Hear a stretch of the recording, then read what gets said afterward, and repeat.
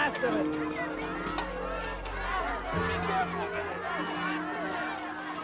Bangkok warehouse ran out again. I'm sorry.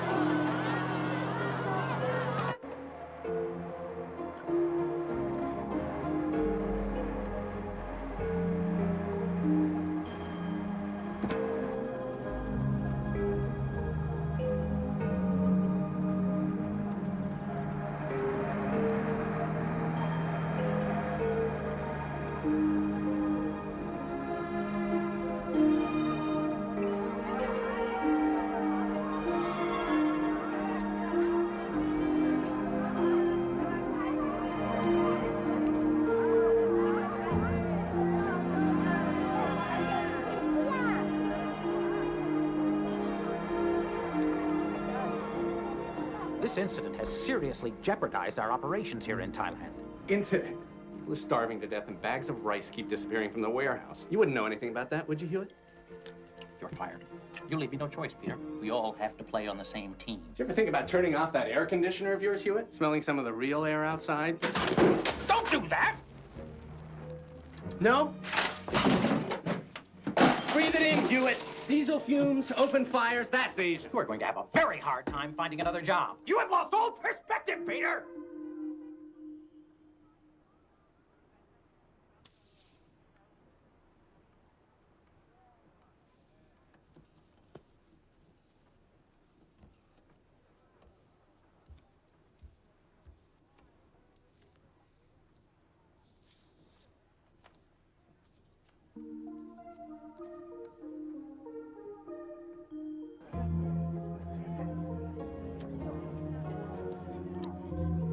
Welcome to Bangkok. How was your flight?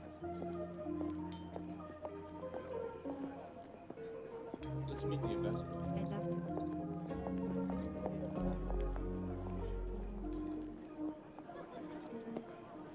Hey, Koi. Hi, Peter. How are you? Is booze free? Oh, all you can drink. I didn't know you were still working the embassy parties. It pays the rent. My bar never seems to make any money. Maybe you need an assistant. Oh, yes, I heard that you got fired. You made an unexpected career change. Yeah, some people said that you punched Hewitt in the nose. And some people said that you urinated on his carpet. Worse, I killed his air conditioner. Wow, did you? I did. The savagery of you Americans never fails to amaze me.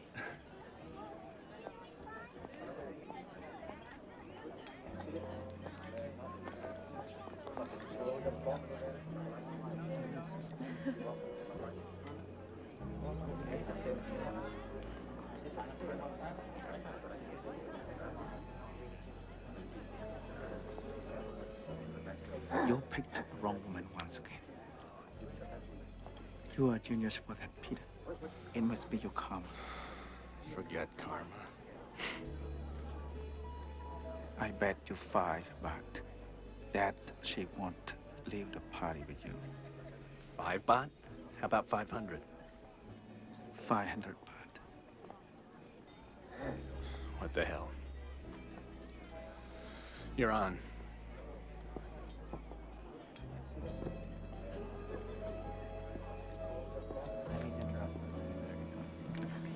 Good night. See you again. Goodbye. Hello? I'm Peter Kernan. Enchantée. And you are? Joanna. Joanna. Oui. Do you work for the UN, Joanna? No. Well, you're too pretty to be a relief worker, that's for sure. You must be with an embassy. Do you always ask so many questions, Mr. Kiernan? It's Kernan. Kiernan, pardon. You looking for someone? Unfortunately, I seem to know most of these people. I think I can manage on my own. I just thought maybe... Good night.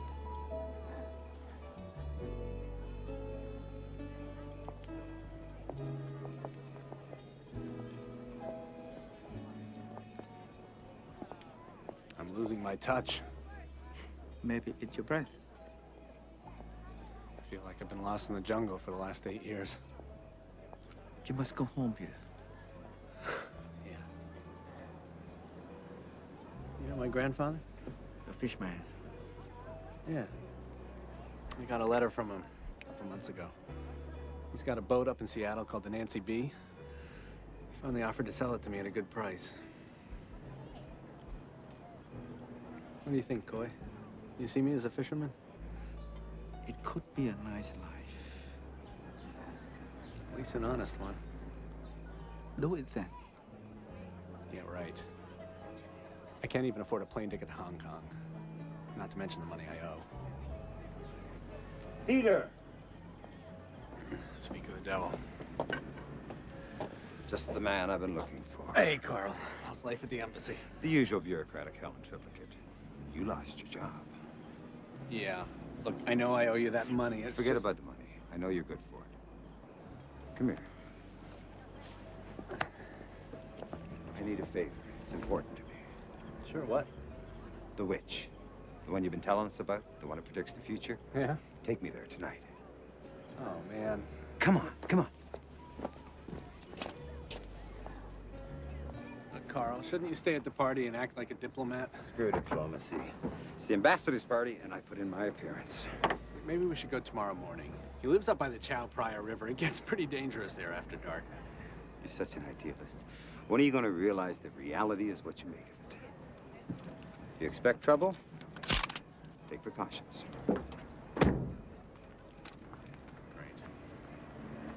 How much longer do you think you'll stay in Thailand, Carl? Till they send me some other armpit of the world. Who knows? Maybe they'll make you an ambassador. For me, never. Nah, I made enemies at the Home Office. I broke some of their precious little rules a long time ago. I know the feeling. Peter, you ever crossed the border into Kampuchea?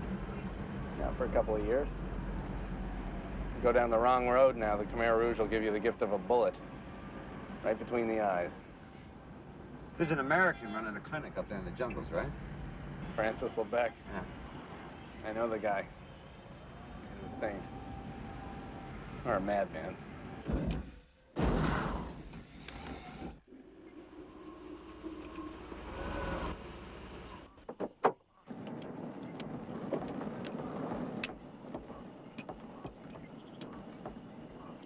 Em chào xin khán giả nè.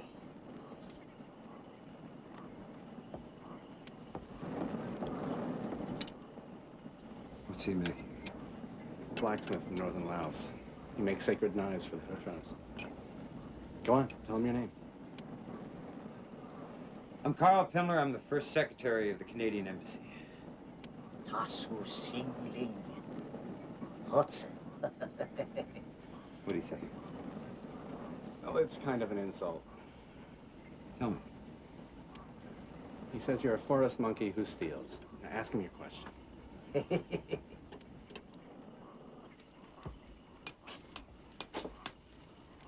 Ask him if he'll ever be wealthy. Ta Yao Jitong Nihang Ilsun. He'll come up with something. He always does.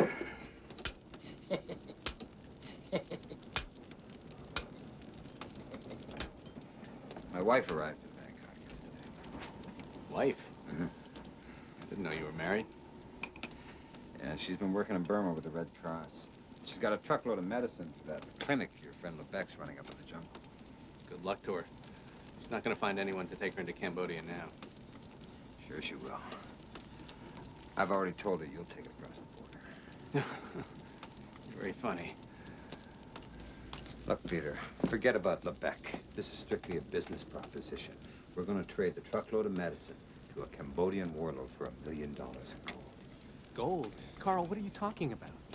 When the Cambodian government fell in 1975, one of the generals took a whole bunch of gold out of the treasury while his plane went down in the jungle, and this warlord came across the wreckage 2 months ago. Fortunes of war. Absolutely. I've got a Cambodian warlord with a whole lot of gold and no medicine in a country where aspirins cost $5 each. Carl, even if you were able to get the medicine into Cambodia, which I doubt, it wouldn't do you any good. The guerrillas will take the medicine and nail you to a tree. No, they'll pay. We promised them a future shipment of arms. Who's we? I made arrangement with Colonel Shamp, the Thai 5th Division. For a portion of the gold, he'll give you an escort in and out. Colonel Shan is one of the most corrupt officers in the Thai military. You can't trust somebody like that. Relying on me to get the gold into Europe, I can guarantee that that gold will end up in a Swiss bank account. It's all planned. It's all arranged. Great. Then you do it. I can't go into Cambodia. I'm with the diplomatic corps. It wouldn't look right. On the other hand, you are the relief worker. You know the country. Who's more perfect for the job? Carl.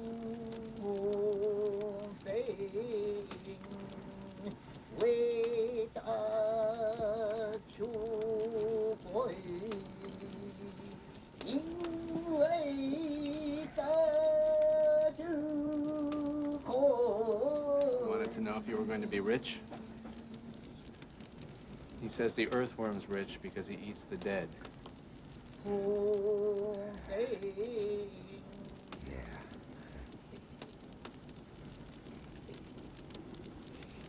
It's a chance of a lifetime. Yeah, right. Pay off all your debts, give you 10% of the gold. It's $100,000. You go home, Peter.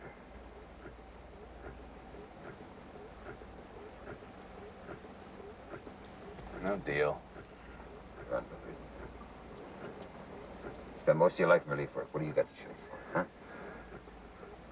Not much. That's right. Take a look at yourself. You've given these people the best part of you. Let the country give you something back this time.